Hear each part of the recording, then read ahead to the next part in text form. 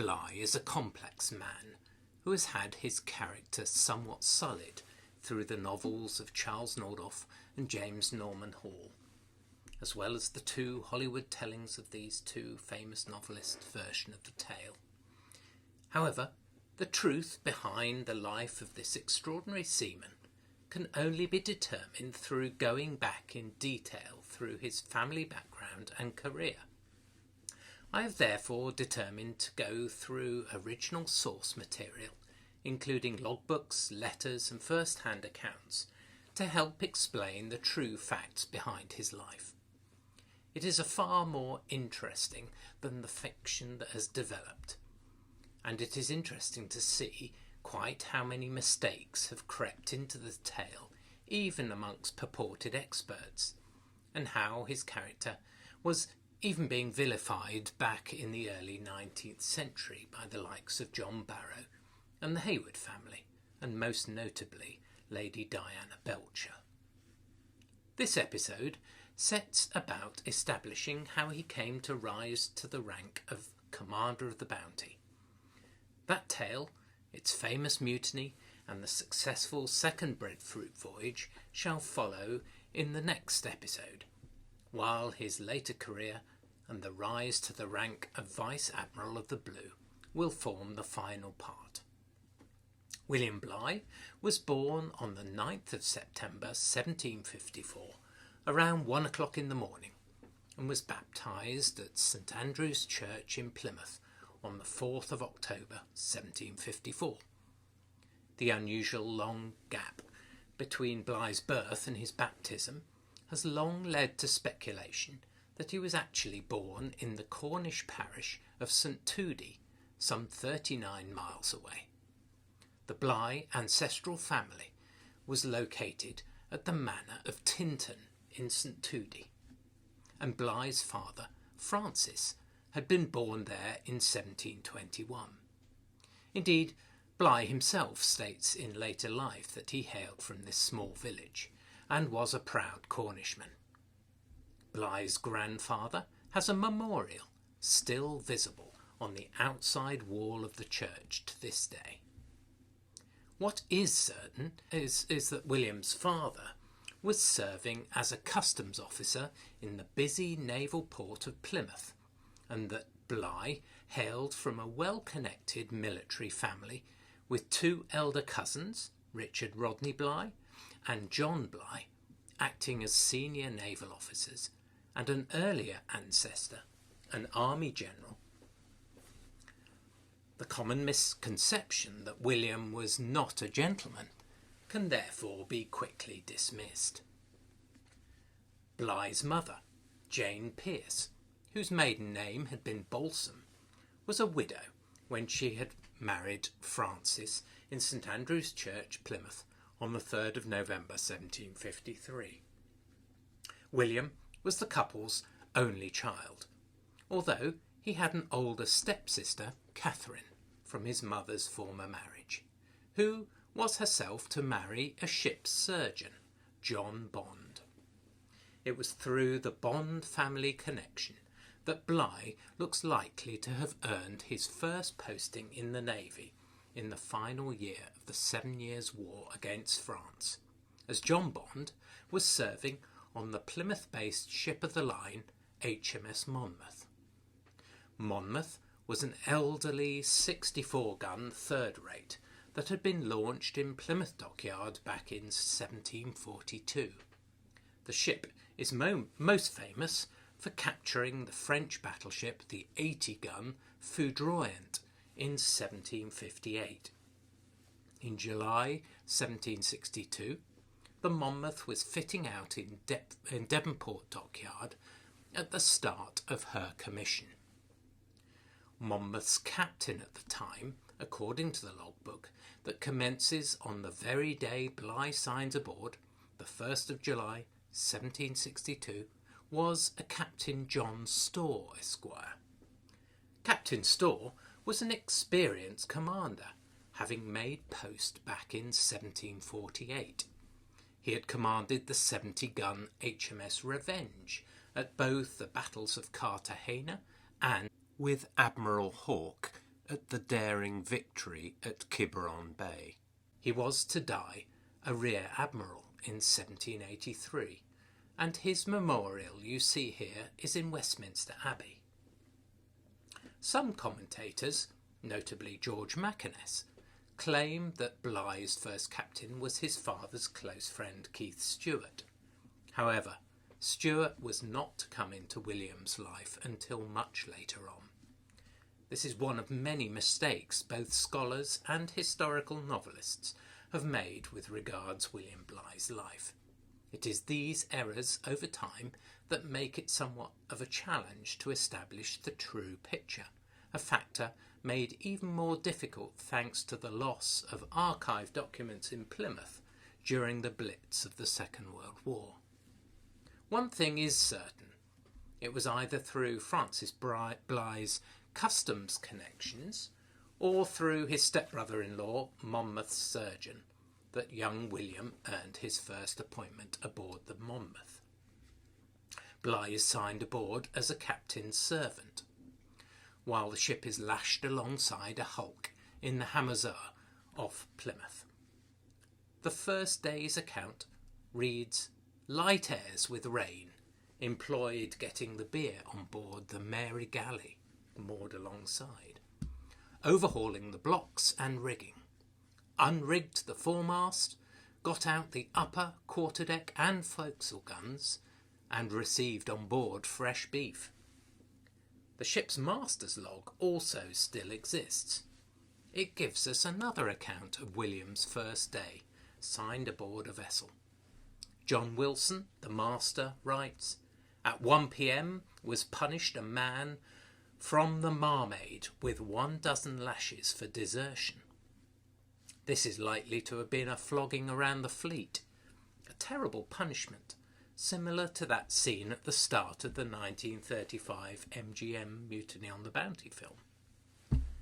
There is no mention of a young servant joining the ship in either account.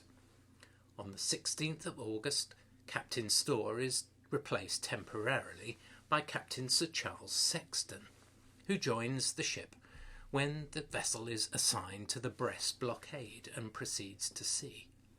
It is this change of commander that makes me believe that Bligh's stepsister's husband was controlling the appointment rather than the captain. It may even be that young William, at just 8 years old, was never actually on board the Monmouth, although other than for visits to the ship when she was in port. The crew muster book certainly seems to name several captain's servants, and it was a common perk for a ship's captain to sign boys of close connections on board to boost their pay. The 7 Years' War came to an end in February 1763, and with it the Monmouth was paid off at Chatham Dockyard on the 21st of February. Whether on board or not, at the end of the commission, young William had achieved 6 months' valuable sea time on his record. That would contribute to his time served when it came to his examination to gain a lieutenant's commission. The last page of both the Master John Wilson's and Captain John Storr's log book reads, "At 7 a.m. the commissioners came on board to pay off the ship's crew." The war was at an end, and peace made gaining sea time in the much slimmed-down navy somewhat difficult. William's name next appears shortly after the death of his mother, when he is signed aboard the snow-rigged sloop of war HMS Hunter on the 27th of July 1770. He joins as an able seaman and is just 15 years old, although, as you see on the crew muster, the book states he appears to be 20. You see the plan for the Hunter's sister ship, HMS Viper. She was lightly armed with 10 6-pounder guns. Launched in 1756 at Deptford Dockyard, the ship had been designed by Sir Thomas Slade of HMS Victory fame. She was the lead ship in her class, and at 237 tons and 88 feet 8 inches on deck, was similar in size to Bligh's later command, the Bounty. His commander was Captain John Henshaw. The captain's log on the day he joins states that Hunter is entering Plymouth Sound from the Lizard. The entry reads, "Light breezes and clear. At 7 a.m. spoke with His Majesty's ship Lively out on a cruise. At 8 a.m. hoisted the signal for a pilot, and at 9 saluted the Admiral with 13 guns, which was returned. At noon, all fast, alongside the Edinburgh hulk in the Hammazar." It would have been here that Bligh steps on board with his gear. Despite his rank, William will have been housed with the other young gentlemen on board, and receives his promotion to midshipman on the 4th of February 1771, once again while mauled off Plymouth. The able seaman ranking was a common ruse used by ship's captains to take on more trainee officers than the ship was entitled to carry. This was to repay favours to friends or those who could provide interest to him ashore. The time still counted as sea time on Bligh's record. The sloop Hunter was operating in the Irish Sea and off the west coast of Scotland, and may have been connected to the customs service, preventing smuggling that was rife at the time following the introduction of new taxes on luxury goods to pay for the war against France. It was, of course, these same taxes that would largely lead to the disaffection of the American colonies. Again, we see the connection of Bligh's father as helping his position. Gaining any sort of naval posting during peacetime needed good connections. We have the ship's log book from 5th of August 1770. The first page shows the vessel moored off the Hammazar off Plymouth, preparing for sea. She heads off to Liverpool, where she seems to spend the majority of her commission, with calls to Dublin, Bangor, Falmouth, the Isles of Scilly and Carrickfergus. The final page of the logbook, dated the 5th of September 1771, shows the ship entering Plymouth Sound once again. Bligh is leaving the ship at the end of her commission. The wait for his next ship is to be very short. On the 22nd of September 1771, young William moves on to what must have been a plum peacetime posting as he joins the elegant 32-gun, 12-pounder frigate HMS Crescent. This captured French prize had been built as Le Rostin in 1757 and captured the following year by the 70-gun HMS Essex. We have the logbooks written by the ship's captain for this commission. The entry for the 22nd of September shows the vessel has been moored in Plymouth Sound for 3 days. Fresh breezes and cloudy with rain. On PM took on board bread and 16 hogsheads of beer, and returned 1 puncheon and 2 hogsheads empty. Received some boatswain's and carpenter's stores. Also received 1,166 pounds of fresh beef. Cleared hawse and sailed for the Caribbean. Just prior to this call in Plymouth, the frigate had undergone a refit at Sheerness Dockyard. This refit had cost £3,964 and 18 shillings, and was her first docking period since her middling repair at the same dockyard back in 1763. You see her deck plans here, the only Admiralty plan for the vessel which survives. The gunroom or midshipman's mess will have been behind canvas screens between the wardroom and the crew mess area. Privacy will have been limited, and there was little ventilation below in the dark, with no gun ports to allow light or fresh air. 32-gun frigates were fine sailing vessels, particularly those designed in France, and even in peacetime the West Indies posting could potentially offer rapid promotion. Here are some prints from French sailing instructions showing a 32-gun frigate like the Crescent. The ship sailed for the Leeward Islands, calling at Tenerife and Barbados en route, before arriving off Antigua on the 15th of November. The Crescent was under the command of Captain John Corner.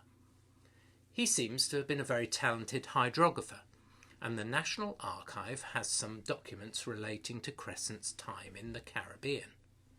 The 29th of December saw an embarrassing call to Puerto Rico, where the ship ran aground after losing an anchor. Refloated a few days later, the ship's false keel was damaged. This call was followed by a visit to Grenada, then a stop at St. Vincent, before returning to Antigua for the hurricane season and to repair the damage done during the grounding at Puerto Rico. The commander died of fever in Antigua on the 1st of November 1772. He was replaced by a Captain Charles Thompson. Thompson was another key figure in Bligh's career, and also one that Horatio Nelson was to follow in the footsteps of. After Crescent, Thompson's next command would be Nelson's frigate HMS Boreas, and he also went on to command the Elephant and the Vanguard, two of Nelson's other later commands. Captain Thompson would earn a baronetcy as second in command at the Battle of Cape St. Vincent in 1797, and died in 1799, a Vice-Admiral of the Red. Under Captain Thompson, Bligh was to face his first action. In November 1772, Crescent embarked a company of the 31st Regiment to quell a rebellion on the island of St. Vincent. This required an amphibious landing and storming of enemy trenches. The landing was not without risk, and one of the ship's boats overturned with the loss of a petty officer and 3 seamen. Bligh remained on board Crescent until the 23rd of August 1774, when the ship was paid off back in Britain, arriving at Woolwich Dockyard to be laid up. The log and muster book show the West Indies must have seen a number of crew beside Captain Corner departing their lives due to the unhealthy conditions in the island ports. After being paid off, the Crescent never returned to active service and remained laid up in Woolwich until, on the 13th of June 1777, the ship was sold for £805 for use as a prison ship in the River Thames. Her purchaser was no less than one Duncan Campbell, a West India merchant and entrepreneur who would become closely connected with William Bligh. Following the paying off from the Crescent, Bligh once again turned to his father's friend John Henshaw. Bligh must by now have become a very experienced seaman, and I suspect had started learning his cartography skills. He once again joins his former captain from the Hunter, who assigns him aboard his new command, the 8-gun brig-rigged sloop HMS Ranger, on the 2nd of September 1774, initially as an able seaman, and again he assumes the post of midshipman on the 29th of September 1775.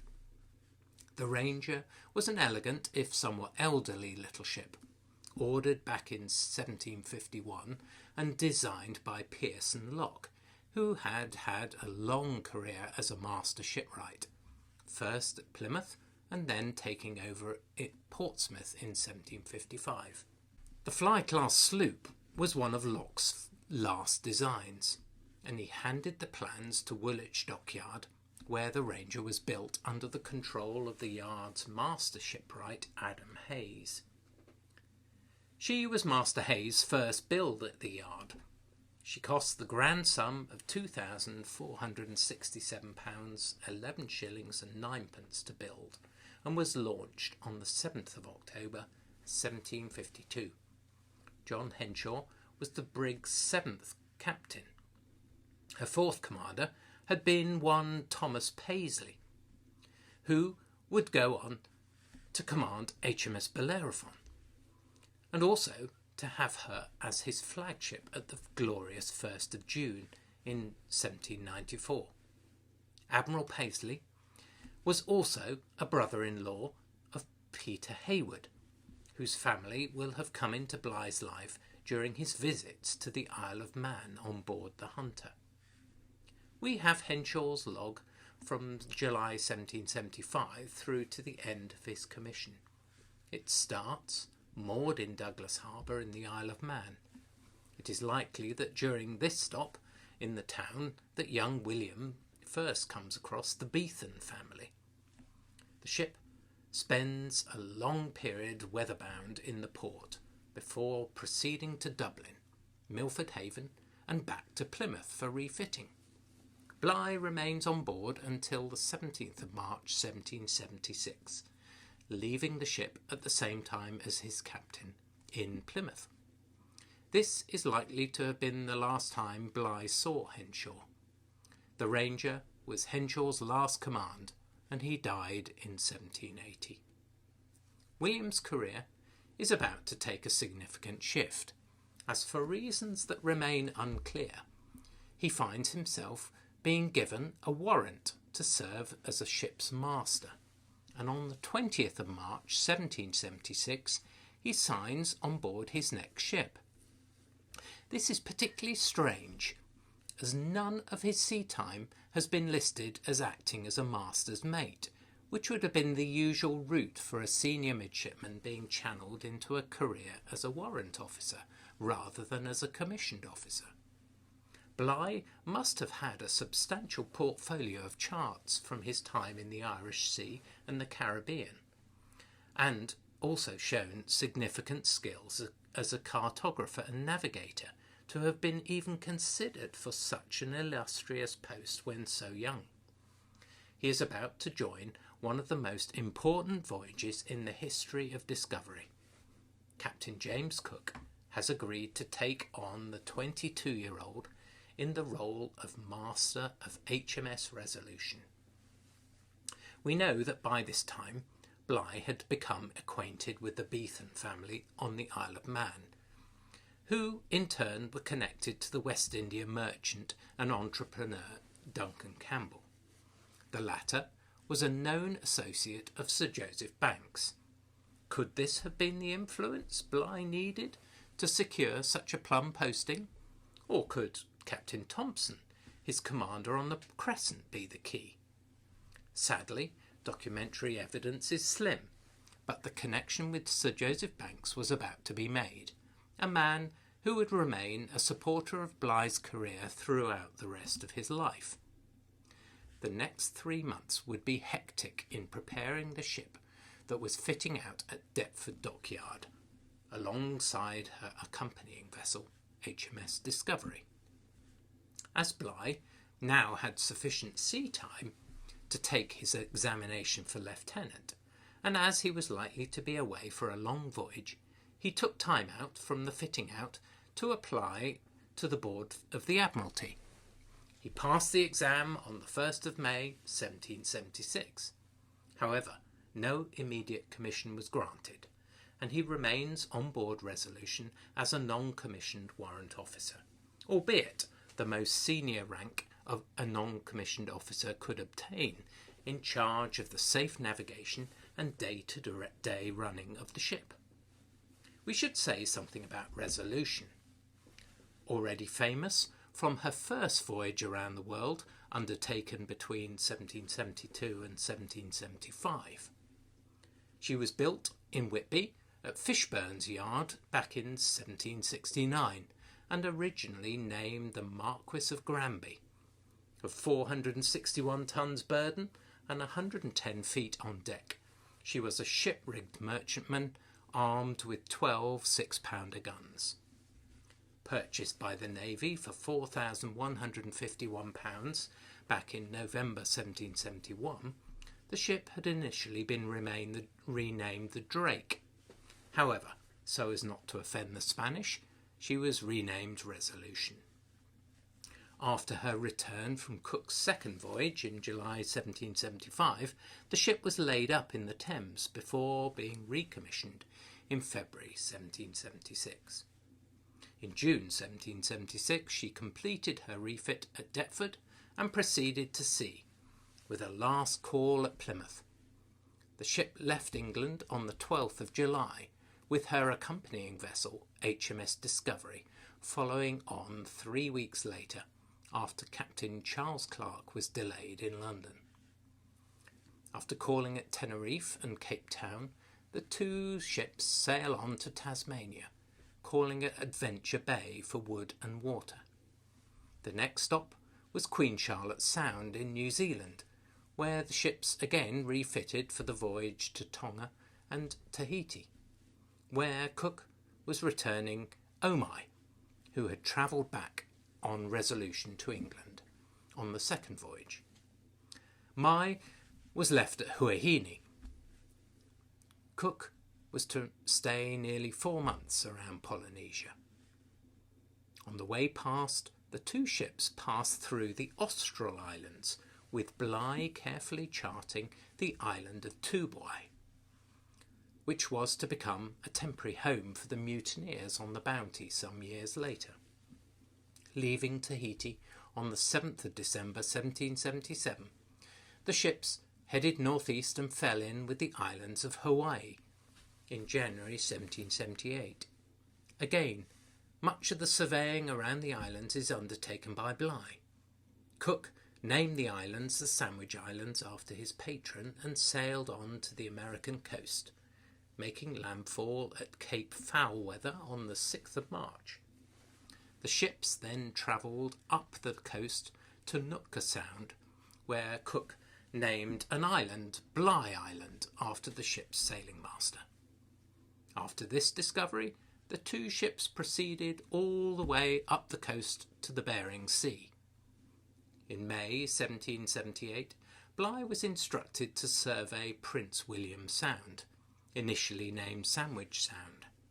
A reef was discovered and still bears the name Bligh Reef to this day.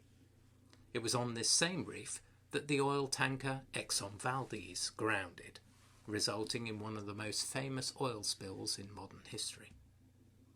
The hunt for the Northwest Passage around the Alaska coast was frustrated by heavy ice floes, and the ships needed to reprovision.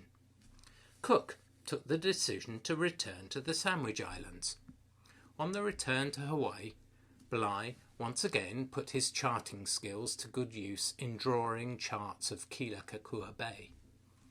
The chart clearly marks the anchoring position of HMS Resolution.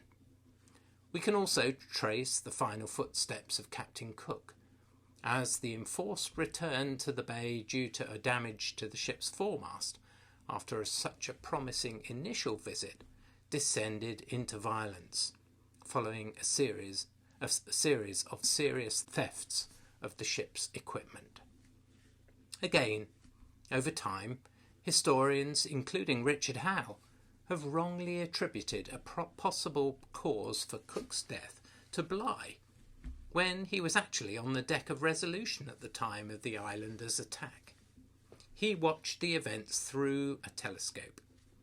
Instead, it was the cowardice of Lieutenant Williamson, who can be largely blamed for not going to his captain's aid, with Cook also showing signs of overconfidence and an increasing tendency towards bouts of bad temper, or heavers, as his men referred to them. These may indeed have been a trait Bligh sought to copy from Cook during his future commands. Bligh's activity earlier in the day had been to blockade canoes from heading out to sea at the far end of the bay. With Captain Charles Clark suffering from tuberculosis, much of the task of running Resolution now fell upon Bligh. John Gore took command of the Discovery, and the ships headed to Kamchatka to refit. The Resolution in particular, was badly leaking, and the wooden hull sheathing had been eaten by teredo worm into a fine honeycomb. As a result, the two ships head to the Russian port of Petropavlovsk in the harsh winter to make repairs. The following summer they headed back to the ice, but were once again thwarted. Upon their return to Kamchatka, Captain Clark died. This necessitated a significant reorganisation of the ship's crew. Bligh was joined by a master's mate from the Discovery, Nathaniel Portlock. He was to be another key figure in Bligh's life, along with James Burney, who joined the ship as a lieutenant. Burney was to be a long-time collaborator with Bligh, and later helped with the editing of Bligh's narrative of the Bounty voyage. The other key figure from the voyage was the artist John Webber, who not only painted a wonderful portrait of Bligh in his master's uniform, but also later painted a portrait of Elizabeth Beethan as a wedding present to the couple. With the two ships in poor condition, they headed for home. En route, they called at Macau and Cape Town, undergoing further periods of extensive repairs. The ship then called at the Orkney Islands, and it was there that Bligh first met with the Stewart family and their young son George Stewart, who would later sail on the Bounty. With the Resolution paid off in Deptford on the 6th of October 1780, completing a voyage that had lasted 4 years, 3 months and 2 days, Bligh then took some leave. His immediate return was not a happy one. Unlike some of his shipmates, including his two master's mates Nathaniel Portlock and Henry Roberts, they received immediate promotion to the rank of lieutenant. No promotion was granted to Bligh. This can largely be blamed on Bligh's poor relationship with Second Lieutenant James King, and possibly also with First Lieutenant John Gore, who were in command of Discovery and Resolution for the return journey. The promotion of Henry Roberts was particularly galling to Bligh, as Roberts took on the task of copying all the charts from the voyage for publication, and failed to attribute credit to Bligh. A further blow occurred with the death of his father, Francis Bligh, who passed away in Plymouth in December 1780. The consolation was that William then headed back to the Isle of Man and was married to the 27-year-old Elizabeth Beethan, or Betsy, as Bligh referred to her. They were married on the 4th of February 1781. Bligh also was awarded an 8th share in the profits from the publication of the official account of Resolution's third voyage. This would earn Bligh over £1,000 by 1801, a considerable sum. However, Bligh's feeling of rancour at his shoddy treatment gives us the first sign of his temperament. The young couple's honeymoon was extremely short, and on the 7th of February, Bligh starts his logbook for his new appointment as master of the 36-gun, 12-pounder frigate Belle-Poule, under the command of Philip Patton. This fine ship had been built in 1766 in Bordeaux as one of 4 Dédéganès-class frigates, to a design by Léon Michel Guinness. Belle-Poule was famous for her action against the British 32-gun frigate Arethusa off Sandy Hook back in the 22nd of July 1778, in which both ships fought themselves to a standstill, with Belle-Poule retreating with far heavier casualties. However, on her next engagement, on the 14th of July 1780, she came up against the 64-gun third-rate of the line Nonsuch, under the command of Captain Sir James Wallace. The ship attempted to escape again, but the heavy metal of Nonsuch's guns tore up the ship. 24 of the crew were killed, including her captain, and 47 were injured.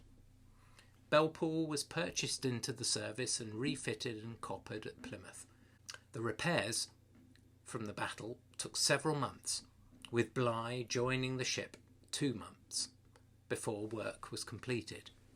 The cost of the refit was £11,005, 11 shillings and twopence. Both Bligh's and Patton's logbooks detail the tedious work of convoy duty and fleet patrols in the North Sea. However, on the 17th of April 1781, while off Dunstanburgh Castle, en route to Leith in Scotland, in company with the 74-gun HMS Berwick, they sighted a French privateer. A chase ensued, and the Belpool overtook her consort, receiving shot from the Frenchman's stern-chase guns. Belpool then ranged up, firing 3 or 4 broadsides into her quarter. The privateer La Colonne of Dunkirk, under the command of Luc Rayon, had 32 guns and was a useful prize, and the captured ship was carried into Leith, giving Bligh his first taste of prize money. In a pattern that would repeat itself, Bligh's account of the action is significantly more detailed than that of the captain. He talks of the value of the brig the Cologne had captured the previous night, worth 300 guineas, and how the French captain had mistaken the Berwick for a merchantman. The next major excitement came on the 5th of August 1781, when Belpool was stationed with the North Sea Fleet under Admiral Hyde Parker, off Dogger Bank. Once again, we can see the account of Bligh. He writes, "The enemy fleet appeared to be about 13 sail of man-of-war and 1 large cutter. There were 6 or 7 two-deckers from 74 to 40 guns, and others were lofty large frigates. There were about 60 to 70 sail of merchant vessels. Some had the appearance of mounting guns. The enemy's line was formed on the larboard tack to leeward. Our squadron led in a line of battle ahead for the rear of the enemy and handed the wind in their stations. Admiral Parker gave the signal for engaging when the Dutch admiral appeared to give the first fire. Admiral Parker commanded 7 ships of the line and 5 frigates, including Belpool, and the engagement was fierce. While the Dutch fleet suffered heavier casualties and the loss of a ship of the line, the Holland, which sank during the action, the poor condition of the British ships led to their withdrawal, and hence both sides claimed victory. Both convoys of merchantmen escaped unharmed. The sole honour from the battle from the British side was achieved by the Belpool in retrieving the Admiral's colours from the sunken Holland. Bligh writes of the recovery. "Found a Dutch line of battle sunk in 22 fathoms, her mastheads out of the water and pennant flying, which we took away and stood towards the Admiral." The handing of the flag to the Admiral may have been one of the final pointers needed to ensure Bligh's promotion, which finally came on the 5th of September 1781, when the Belpool was at the Nore. The ship was reportedly in a bad condition by now, with a surveyor from the Navy Board declaring the ship unfit for sea, and the last day of Bligh's logbook records the vessel being moved into Sheerness Harbour. The ship's muster book reports that Bligh was discharged to the Berwick on preferment. The Belpool was to remain laid up at Chatham until 1796, when she was refitted as a receiving ship in the Medway. She remained in this role until September 1801, when she was sold to a Mr. Bailey and broken up. On the 7th of September 1781, Acting 5th Lieutenant William Bligh reports aboard the flagship the Berwick. The logbook records, "Fresh breezes and clear. Set up ye rigging fore and aft. Came aboard 3 pilots. Received on board sundry stores. Came aboard Mr. Bligh, acting lieutenant."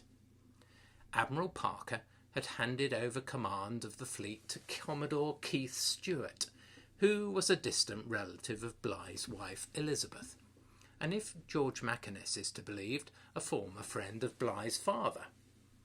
It was to the new Commodore that William finally owes his promotion, as well as to his wife's and her uncle's Duncan Campbell's persistence.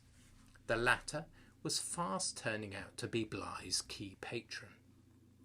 The 74-gun third-rate HMS Berwick had been built at Portsmouth Dockyard between 1769 and 1775 to designs by Sir John Hensley. She was one of 6 Elizabeth-class ships, armed with 28 32-pound long guns on her lower deck and 28 18-pounders on her upper deck, with 18 9-pounders on the forecastle and quarterdeck. With 1,622 tons burden and a length of gun deck of 168 feet 6 inches, she was a fine ship. The ship had cost £30,774, 11 shillings and 5 pence to build, with a further £14,013, 2 shillings and 4 pence in fitting out costs and coppering. Just before the commission, in February 1781, she had been refitted at Plymouth Dockyard at a cost of a further £9,194, 16 shillings and 8 pence. The Berwick was a veteran of the First Battle of Ushant in 1778 and had been at the centre of the fighting at the Battle of Dogger Bank. Later in her career, in 1795, she was captured by 3 French frigates in the Mediterranean. However, she was recaptured off Cape Trafalgar in October 1805, only to be wrecked the day after the battle in the great storm that followed the famous victory. Bligh's time on board the Berwick must have been very dull. The Dutch fleet dared not venture out again, and the fleet sat idle at the Nore anchorage or patrolling off the Dutch coast. This must have been a nervous time for Bligh, as Betsy was to give birth to their first daughter, Harriet, up in Leith on the 15th of November 1781, whilst Bligh was stuck on the idle ship moored in the Downs. Bligh left the Berwick on the 1st of January 1782, as he is transferred to the slightly larger Princess Amelia. Princess Amelia was a slightly unusual one-off 80-gun three-decker that had been launched in 1757 in Woolwich Dockyard to a design by Joseph Allen, who had also designed Commodore Anson's HMS Centurion, in which he circumnavigated the globe back in 1745. Princess Amelia had originally cost £45,062, a significant sum compared to the better sailing Berwick. Her last major refit had been a middling repair back in 1765, and her last minor refit had taken place 18 months before the Battle of Dogger Bank. However, once again, Bligh's on board was limited to short cruises in the Channel and North Sea. This included visits to Bligh's childhood home in Plymouth in February 1782. On the 19th of March, Captain Billy Douglas's log records part of the ship's company was discharged and ordered into Ye Cambridge, per order of the Admiralty. Bligh was once again one of those leaving the ship. Before we move on, we should say something about Captain Billy Douglas. He was promoted commander in 1778. He held 2 small commands, a brig and a 14-gun sloop, HMS Fly, before being posted to the rank of captain in August 1781. The Amelia was therefore his first ship of the line, and he had succeeded her previous captain, John Macartney, who had been killed at the Battle of Dogger Bank. After the end of the Amelia's commission in July 1782, he would, like most sea officers, spend until March 1794 on the beach, unemployed. He then took part in the capture of Cape Town in 1795 in command of the 64-gun ship HMS Stately. Billy Douglas would be promoted to the rank of full admiral in December 1813, and he died the same month as Bligh, on the 2nd of December 1817. Moving to Cambridge, she was like Amelia, a 3-decked 80-gun ship, and had been designed by Joseph Allen. We have this wonderful painting of the ship being launched at Deptford Dockyard back in October 1755. She had cost £43,974, 10 shillings and threepence, with original fitting out costs of an additional £3,351, 10 shillings and twopence. Her early career was spent in the Caribbean, and you see the ship here during the bombardment of Havana in 1762. Her captain during the fitting out at Plymouth Dockyard was John Holloway. The ship was just completing this major refit when Bligh joined in March 1782, which the Admiralty records show cost £27,493, 7 shillings and 10 pence. Bligh was writing letters to Duncan Campbell by this time. One letter complains about the slow progress of the work at the dockyard. Bligh's impatience and finding fault for poor work standards was already becoming clear as the Revolutionary War drew to its unsatisfactory close. It was also borne out of the frustration of Admiral Sir Samuel Barrington's squadron, to which the Cambridge was assigned, capturing a convoy of 13 merchantmen in the Bay of Biscay, and the great prize money that this could have entailed had the ship been part of the fleet. Some accounts indicate that also joining the ship at the same time was a 17-year-old ship's boy named Fletcher Christian. His name at this time is greatly at odds with his lowly position on board, and checks of the ship's muster book reveal no mention of Christian's name. Only Bligh's entry can be seen as 6th Lieutenant. This is therefore yet another error that has crept into the tale through careless research. The connection between these two names will therefore have to wait a while longer. On the 22nd of June, Bligh's patron, Keith Stewart, rejoined the ship in Portsmouth Harbour, with final stores being taken on board for service in the Channel Fleet. In July, the Cambridge, together with Lord Howe's fleet, sighted 33 enemy ships of the line and 5 frigates. Howe failed to bring the fleet into action, wanting to keep his fleet together due to the superior size of the enemy fleet. This further disappointment was followed by the great loss of Rear Admiral Richard Kempenfeldt's flagship, the 100-gun first-rate Royal George, whilst the fleet was waiting in Spithead anchorage. The ship capsized and sank while repair work was underway on her underwater hull to get at a leak, whilst heeled over at anchor on the 29th of August 1782. It is believed that poor quality bolts and rotten timber on the opposite side parted, and a whole section of the ship's bottom fell out. The ship capsized and sank very quickly, with the loss of nearly 900 men, women and children, including the famous Admiral. Many ships, including the Cambridge, sent ship's boats to rescue survivors, and Bligh is likely to have been involved. It wasn't until the 12th of September that the fleet once again proceeded to sea with significant force.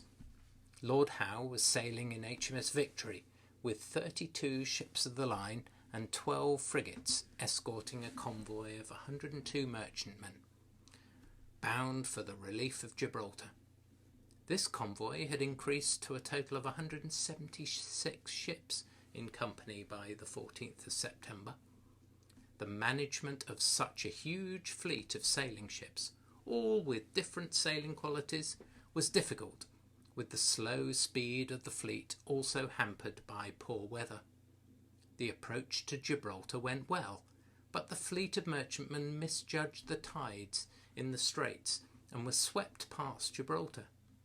However, they all beat back the next day, with Howe's ships of the line successfully screening the merchantmen from the Spanish and French fleet.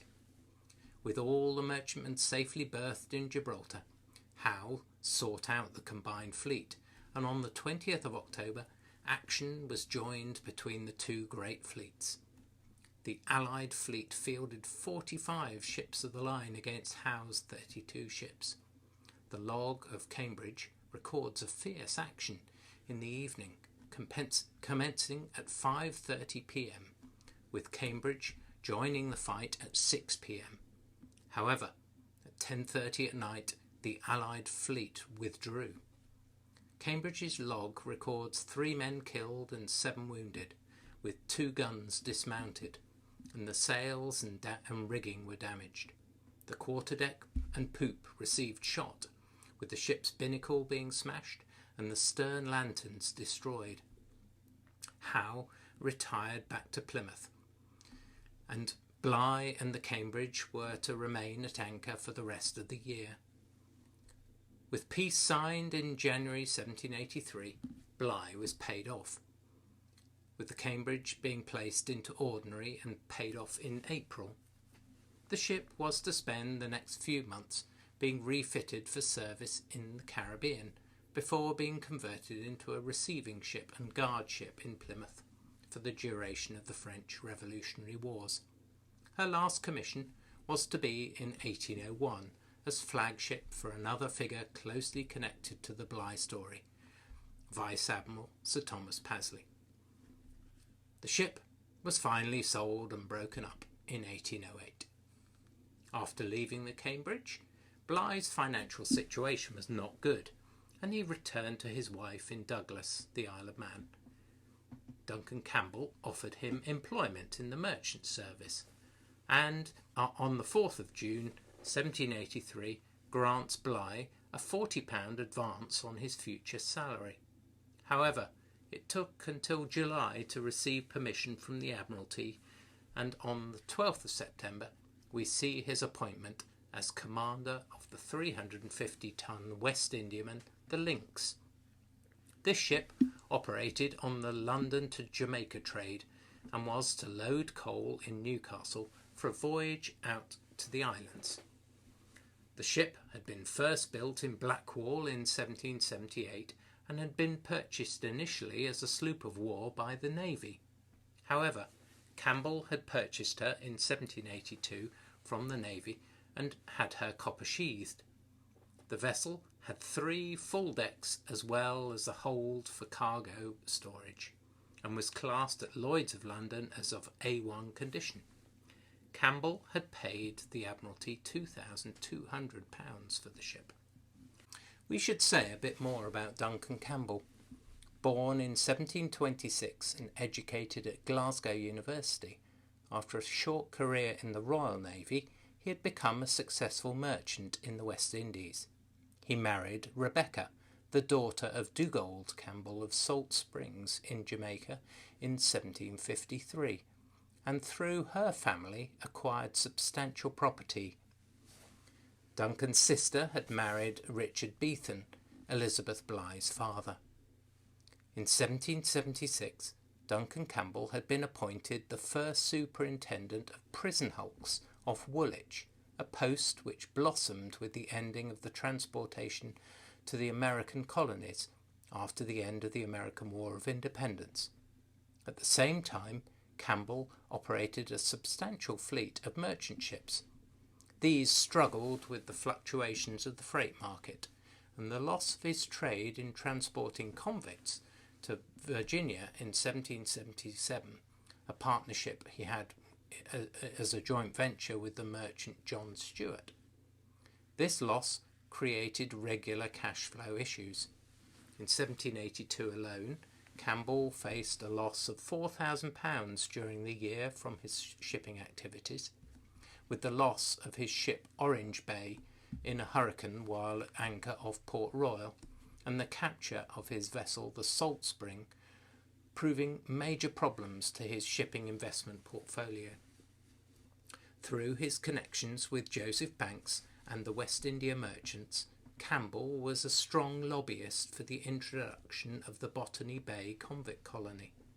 He was also one of the lobbyists of the King that ensured that the Bounty voyage to collect breadfruit was undertaken, as you see here in a letter to his son Dugald, who ran the Jamaican end of the family business, he also appears to take credit for gaining Bligh his position as commander of the Bounty. Bligh was joined on the Lynx by Campbell's son John, who Campbell noted seemed to have benefited from his tutelage in navigation and to have treated him kindly. On the 1st of April 1784, little Harriet was joined by a sister, Mary, who was baptised in Douglas, where Elizabeth Bligh was staying with her family. Soon after this, Bligh rented a house at 4 Broad Street in St George's in the East End of London.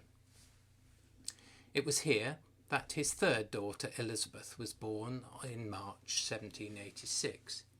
Sadly, the house no longer exists, having been cleared for construction of one of the London dock basins in the early 19th century. However, it was likely to have been similar to this. Bligh was still recorded by Lloyd's Register to be in command of the Lynx in 1786. Owen Rutter makes mention of Bligh shifting from the Lynx to a ship called the Cambrian in 1785. However, there is no instruction letters included in Campbell's letter book for his command of that vessel. We certainly have instructions dated the 1st of October 1784 showing him to proceed to Green Island in the Lynx, sailing in company with the Britannia. Times in shipping were hard, with money scarce in the West Indies due to the effects of a series of hurricanes damaging the sugar crops, and as a result both ships were travelling out to the islands in ballast. Letters with Campbell, dated 18th of November 1786, show Bligh's appointment to take command of Campbell's newest vessel, the Britannia. She was a 460-ton, 3-decked West Indiaman, built on the River Thames in 1782. Like the Lynx, she had been coppered during 1782. It is during this voyage that Fletcher Christian joins him as a volunteer to gain experience, with Mr. Edward Lamb acting as Bligh's first mate. Letters included in Bligh's pamphlet titled Answers to Certain Assertions, written in response to Edward Christian's publication of the mutineers' court-martial minutes and its attachment of his own notes from interviews with the Bounty crew, explained his experience of working with Fletcher Christian.